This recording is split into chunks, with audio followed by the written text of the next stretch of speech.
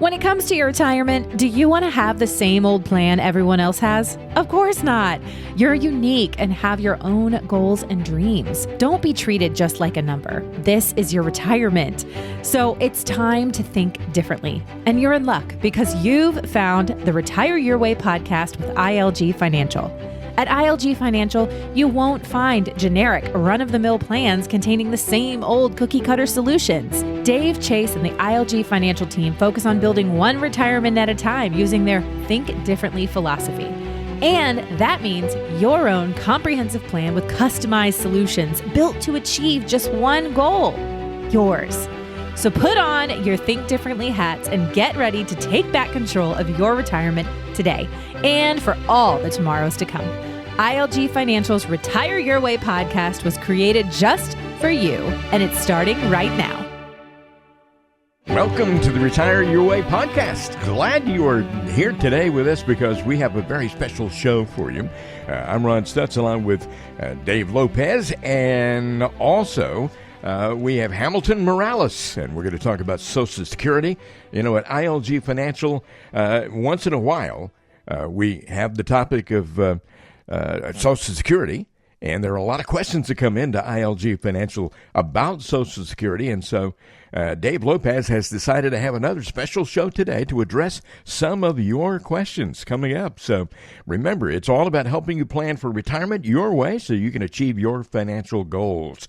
Let me give you the phone number to get in touch with ILG Financial before we get started here, 540-720-5656, or go online to ilgfinancial.com.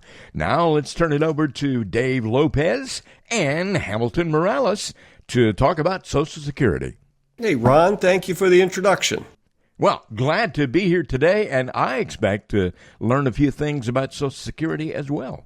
You know what? It's funny that you say that. I've been in the business 15 years, and I will tell you every time I talk to Hamilton, whether it's a podcast or when we call for our questions with individual clients, every time, and you can testify to this, Hamilton, usually it ends up with me saying, hey, you don't say. I didn't know that. Yes, that is true. So that, I tell you, and we are a big proponent of this at ILG. Chase and I, we always talk about with our clients, look, I don't purport to know everything, but I know a guy in every part of the industry who knows that part of the industry. Mm-hmm. And Hamilton, you are our guy with Social Security. There's the national expert on Social Security, all things, and Medicare, and we sure appreciate having you available to one-on-one discuss individual clients, and taking the time out today is just a treat for us. So thanks for coming again. It's always good to know a guy. It's always good to know. It's always good. Yes. Right. Yeah. And then the biggest joke with the clients, the biggest joke with the clients also is, aren't you glad you're not just relying on my expertise? There's a lot to be said about that, by the way, because you've got a lot of advisors out all over the country that don't know what they don't know, or even worse, they think they know, but they really don't know.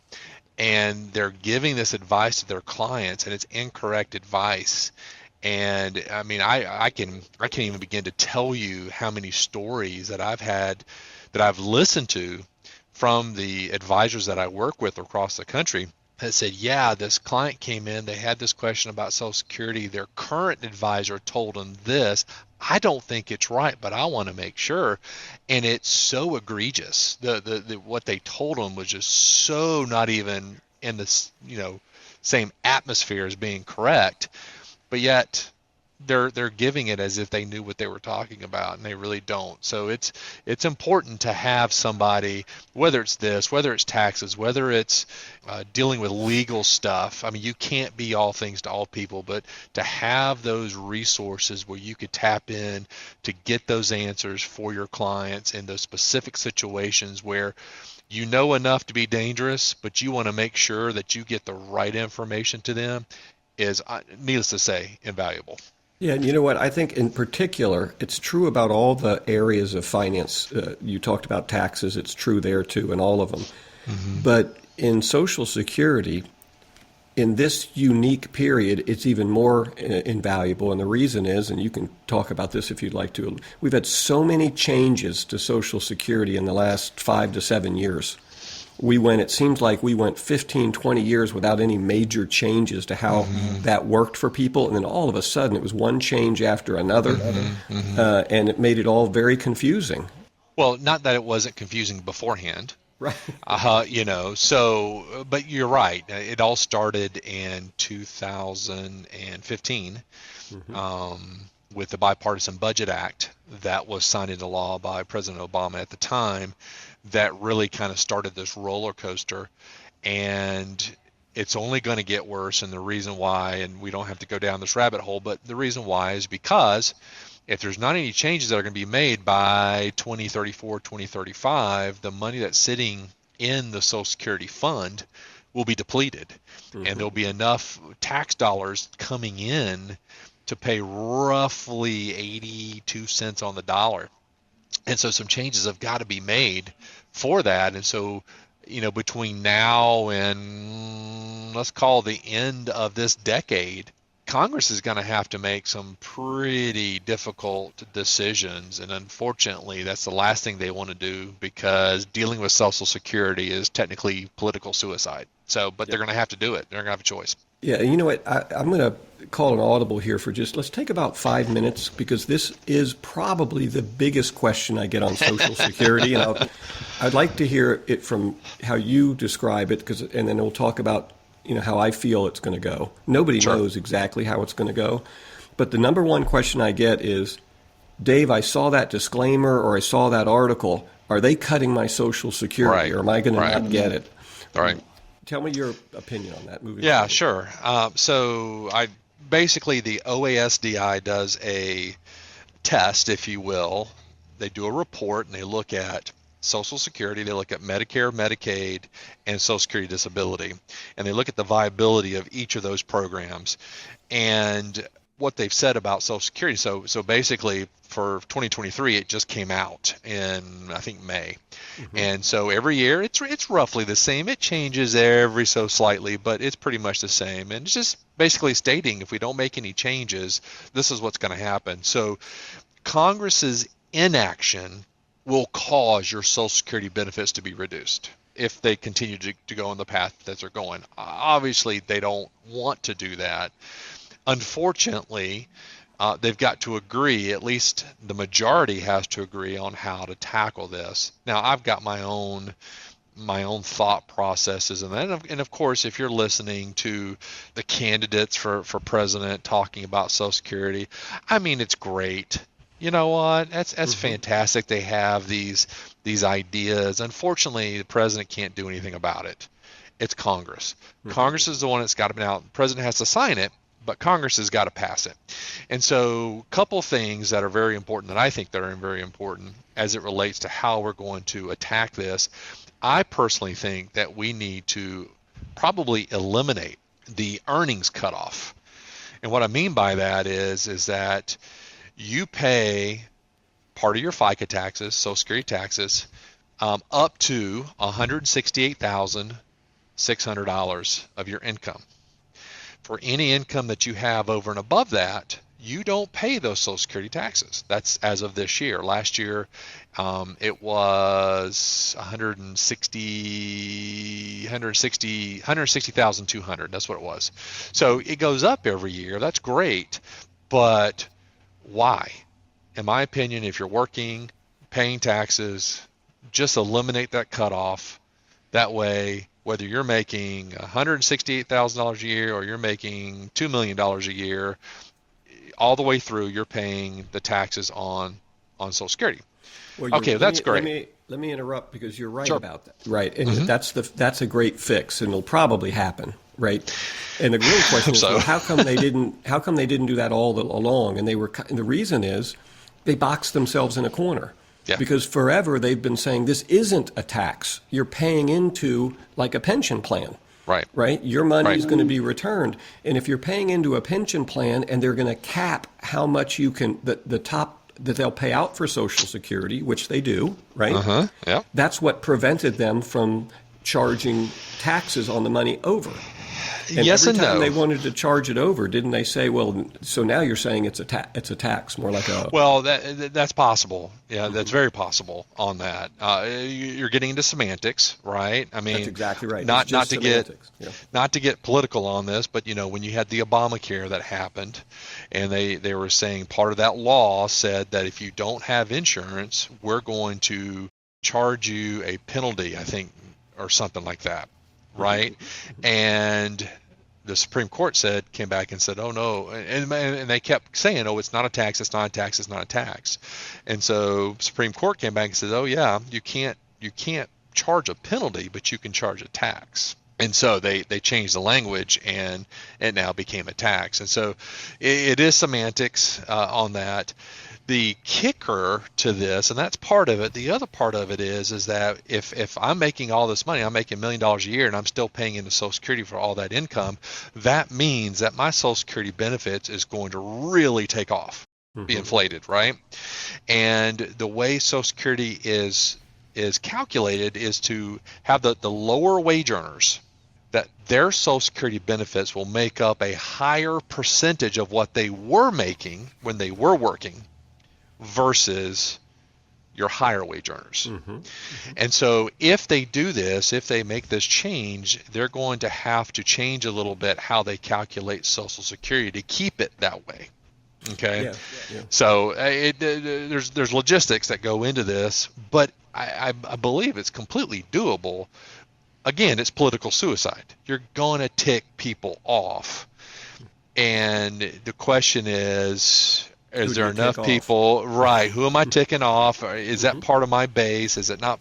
It shouldn't be political, but it is, unfortunately. Well, and then there's other fixes too. And what will probably happen is a combination of several, right? The other one is they might raise the Social Security withholding on workers, right? Which they've done throughout our lifetimes, right? Possible. It wasn't always Social Security and Medicare wasn't always 7.65. Right. So that may go up a little, but you get a combination of them, and they'll fix it. And am I correct in saying this isn't the first time that we've been on the verge of running out of money? It's several times they've done it, and every time they just make the adjustments. But it's political suicide.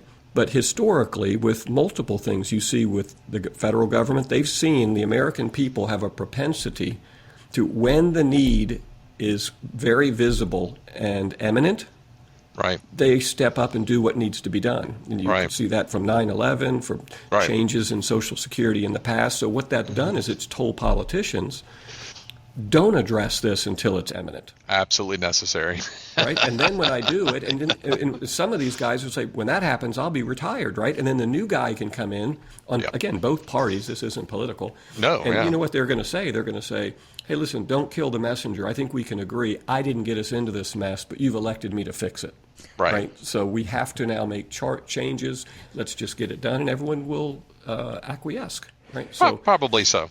Yeah. Let me just jump in here and remind everybody who's listening to the Retire Your Way podcast today that this is a special show all about Social Security presented by ILG Financial. It is a shame that everything has to be political these days, but let's just kick the can down the road a little bit. Yep. But if you'd like to get in touch with Dave Lopez or Chase Lopez at ILG Financial and have a conversation about Social Security or anything else having to do with your retirement lifestyle, well, then call 540-720-5656. 540-720-5656. I'm Ron Stutz. Now back to Dave Lopez and Hamilton Morales to talk more about Social Security and what it means in your life. Hey, thank you, Ron. So, let's put a bow on this because I want to get to the customer questions, Hamilton, take advantage of your time. But what we've been telling clients is, and you articulated it well, we can't definitively say how this is going to end, right? Because no one knows. But I would heavily wage on your Social Security, if you're getting it or on the verge of getting it, are not going to drop because it would be political suicide. And they already have multiple ways to prop the system up. The question is, which ones are they going to end up deciding on? Yeah, what levers are they going to pull? Yeah, what levers are they going to pull? But yeah, it is of my opinion. So I say all that to say is of my opinion that there are going to be changes. I do believe my full retirement age is going to go from 67 to 70. That's my generation. Yep. But by and large, we won't see as it relates to dollar amounts being reduced or not. I don't see that happening at all. They'll make the changes. It's going to suck. It's going to hurt, but you're going to continue getting your Social Security benefits as normal. And those born after 1960 are going to be the ones that are going to bear the brunt of that. Yeah, that's exactly right. And the reason is right now you've got for the baby boom generation, right, which is born in 1963 or earlier, we're now at 11,000 people a day turning 65. Well, so if you're going to tell that group that you're taking money out of their pocket, you're not going to be able to get elected. Well, let's flip that around real quick and make it a little more bite-sized. So when Social Security came out, for every one person taking Social Security benefits, you had 42 people paying into Social Security. We are now at a 1-to-3 ratio. I know. And with all the baby boomers that are retiring, like you just said, 11,000, that is going to quickly go to 1-to-2 and maybe even 1-to-1, depending on how all this stuff plays out. So as morbid as this sounds, until we start losing large numbers of baby boomers, we're not going to see that change. Yeah. But there is light at the end of the tunnel for you younger listeners, which is the baby boomers are going to start dying off, right? So we're right at the peak of that folks turning 65 now, and it probably 10 years from now, you're going to start to see the number of 65-year-olds starting to get smaller, right? Which will then we might have a golden era for about 30 or 40 years because then you'll have more people working than are in retirement. But we're more concerned. This is a retirement show, right? So I'm really more concerned with the next 20 to 30 years for our clients in or near retirement. I'm going to leave another podcast for you, Hamilton, with somebody else to deal with the generation Z and Y. Right? Is that fair? That's fair. That's fair. All right, let's jump right into this, fellas. Here's the first question. After our last podcast together, we really started to get some very specific questions, and here's the first one. So I think hopefully this will resonate with a lot of the listeners. It said, Dave, if I wait and take my Social Security at 70, will my spouse get a bigger benefit if I die before her? Yeah, great question. So this goes to the widow's benefit, and the answer is yes. So when let's say you turn yours on at 70, and let's say you pass away at 75, whatever your benefit was the day you passed away, so whatever you were receiving the day you passed away, that becomes the widow's benefit in this particular case. And so now, how much does in this case, your wife get of that amount will be dictated based off of the age that she is when she turns it on.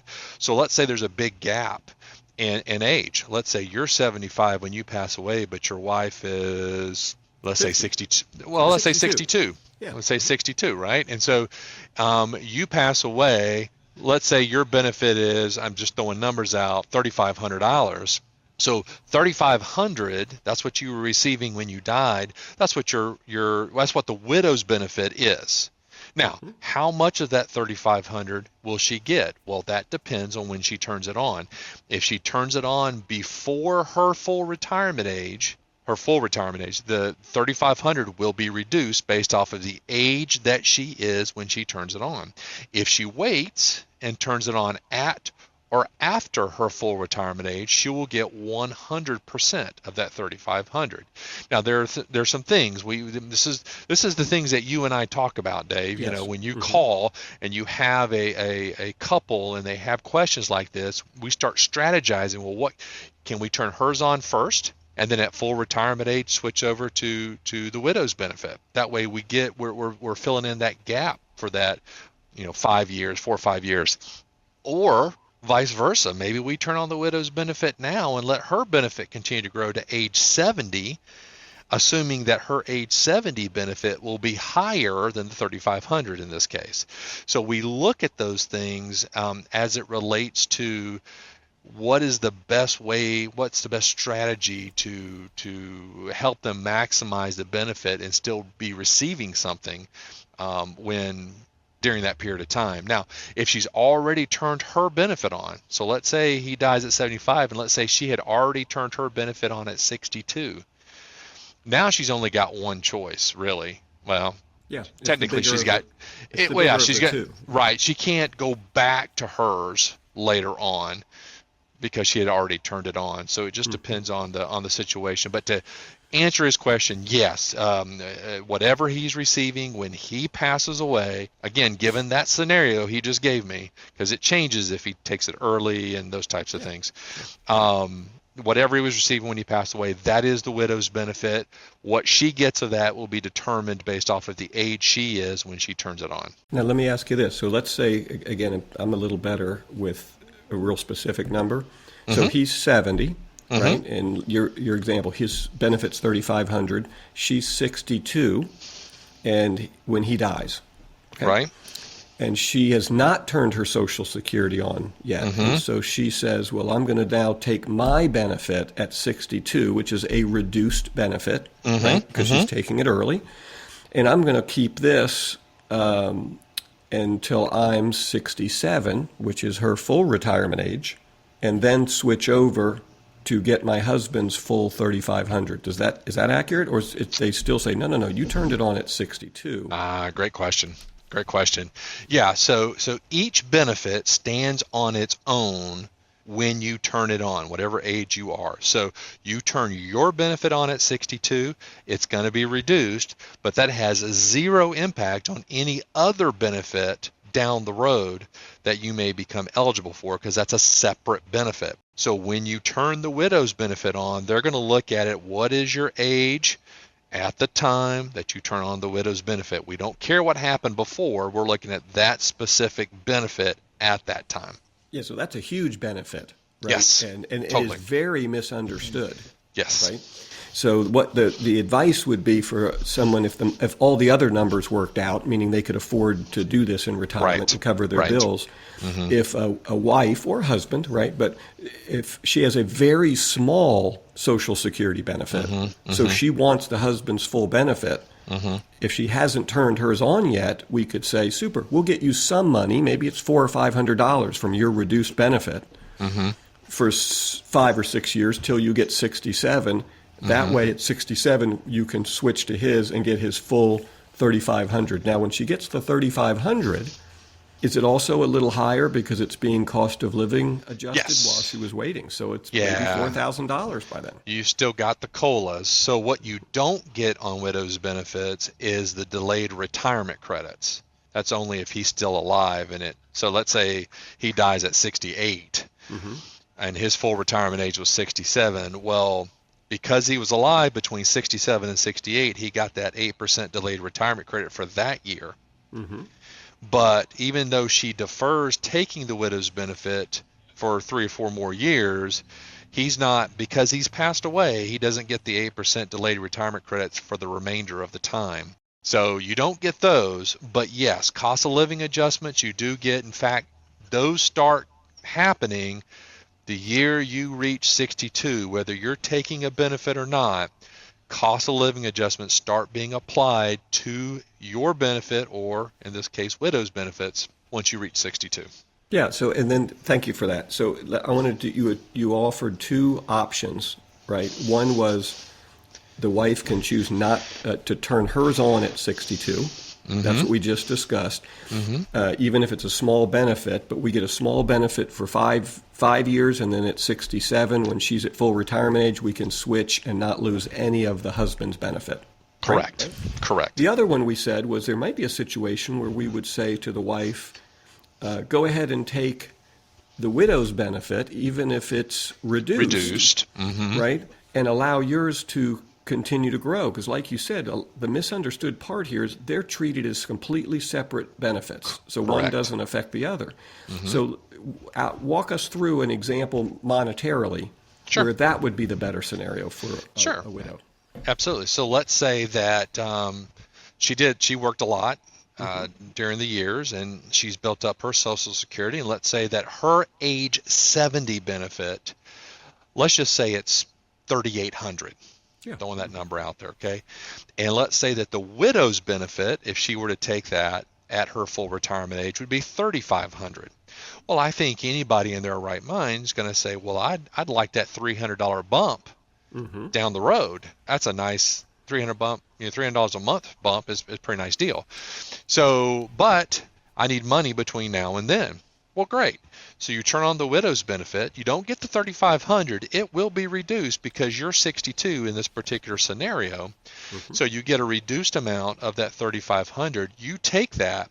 Well, because you're alive, your benefit not only continues to grow, it continues to grow based off of the delayed retirement credits, which start at your full retirement age and goes to age 70.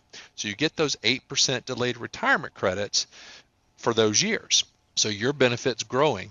So then you take your widow's benefit, reduced amount, you're taking that till age 70. Then at age 70, you said, all right, I'm ready for my increase in income. I'm going to file for my own benefit at age 70.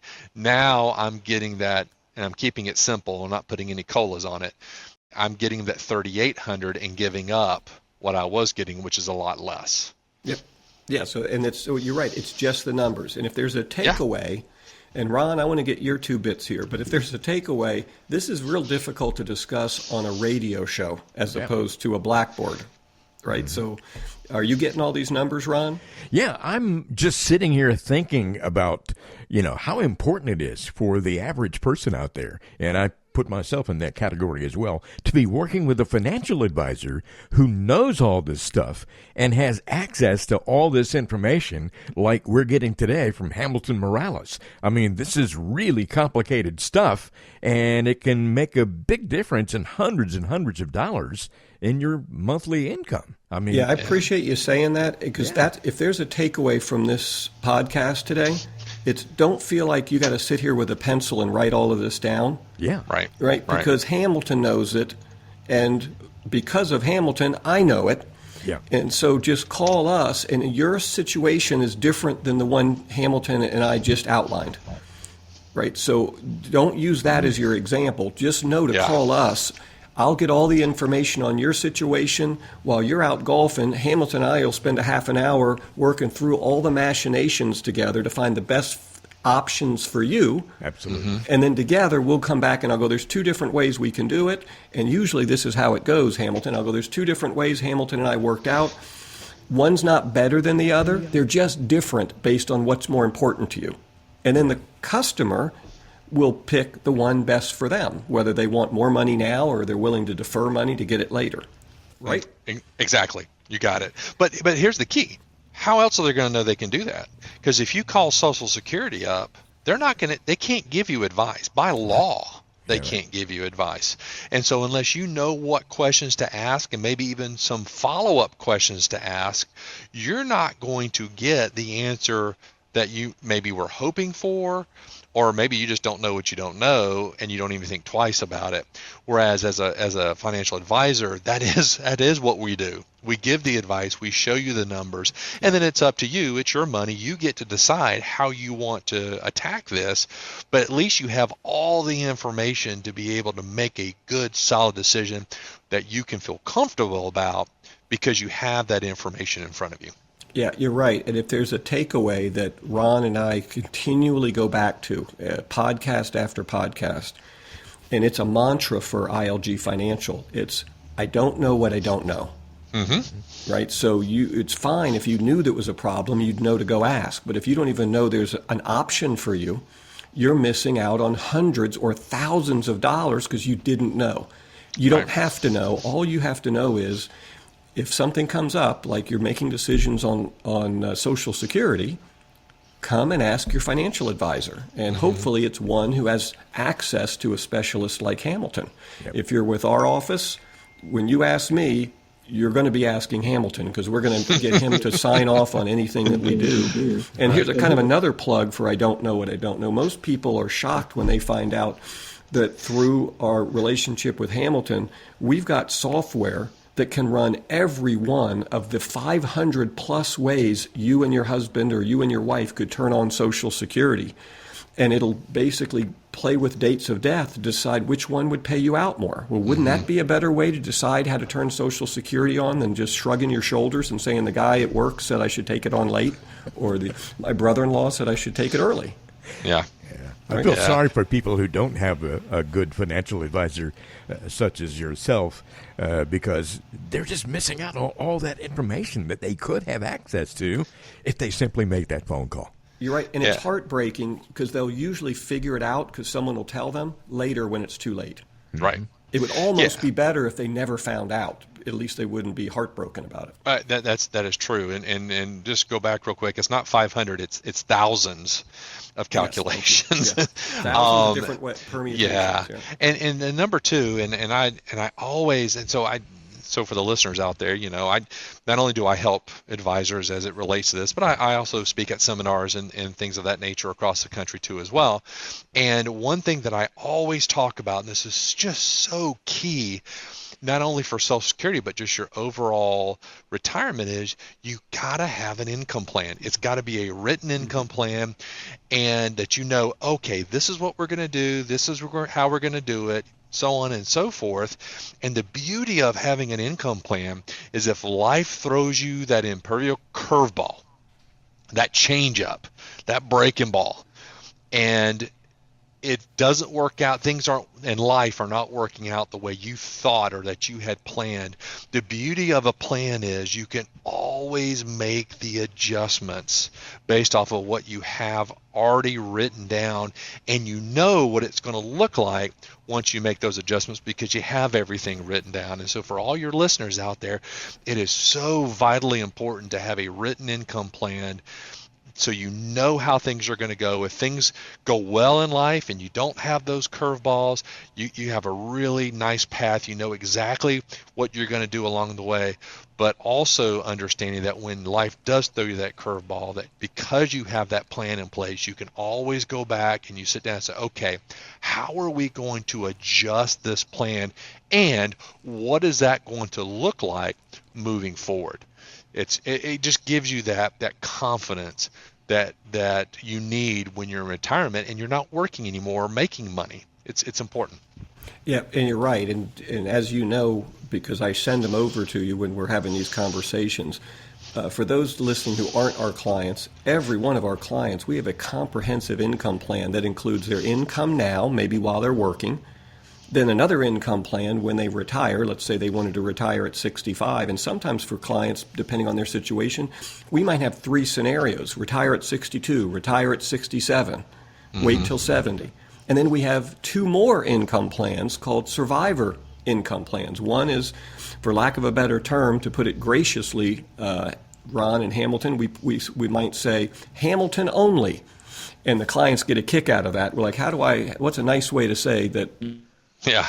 Right? And then we might say Betty only, which is a nice way to say Hamilton's gone. Yeah. But we want all of that in place because when you lose a loved one, you don't want to be scrambling, and that's the first time you figure out you don't have enough money to cover your bills. We want to say, hey, Hamilton, sure sorry for your loss. Luckily, we've got your income. We've already got income lined up, and we're going to you need another revenue stream. We've already allocated that. We're going to kick in this third revenue stream so that you can grieve and continue to grow, but your income is not a stressor. It's already taken care of. It's huge. Yeah.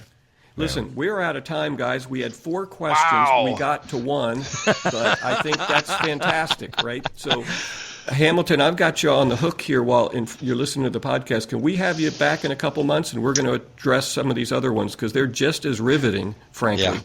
And we'll just do it again because people need to hear this stuff. So I completely agree. Yeah, absolutely. Just let me know date and time, and we'll make that happen. Sure I do. am so glad that you guys decided to do this today because you have covered some good ground here, and there's so much more to talk about in regards to Social Security and a whole lot of other topics as well. So that's why we have this special conversation about Social Security on the Retire Your Way podcast.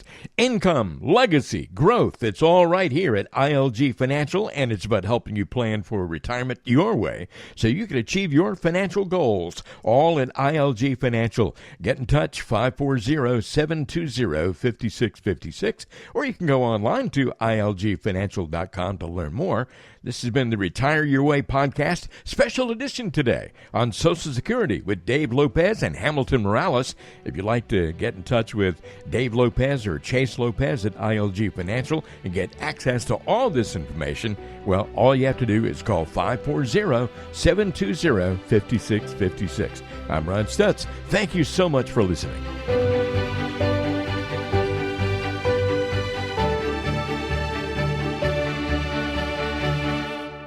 The information provided is for educational purposes only and is not intended as investment advice for any individual or entity.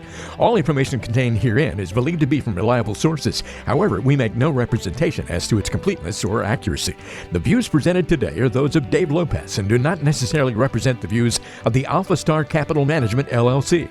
The opinions expressed are subject to change without notice and do not constitute financial, legal, or tax advice. Please consult your financial professional before executing any financial strategy. Investment advisory services offered through Alpha Star Capital Management, LLC, a registered investment advisor. Alpha Star and ILG Financial, LLC are independent entities. SEC registration does not constitute an endorsement of the firm by the Commission, nor does it indicate that the advisor has attained a particular level of skill or ability.